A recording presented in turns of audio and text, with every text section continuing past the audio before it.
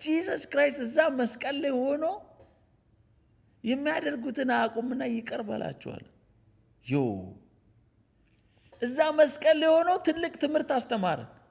ከዛ መስቀል ከዛ ፔን የበለጠ ምን አይነት ነገር ገጥሞን ነው ዛሬ ይቅር ማንለው? ንገሩኝ እስቲ። የዓለምን ኃጢአት ሰብስቦ እዛ መስቀል ላይ ሆኖ ለራሳቸው ለሚገርፉት ለሚሰቅሉት ሰዎች እኮ ነው ጭራሽ የሚሞተው።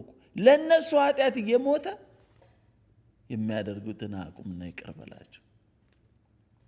ከዚህ በላይ ምን አለ? እዛ ስቃይ ላይ ሆኖ እዛ መስቀል ላይ ሆኖ የሚያደርጉትን አቁምና ይቅር በላቸው ካለ አሁን ዛሬ አንተ ምን ተደርገ ነው ይቅር አልልም ልትል ምችል?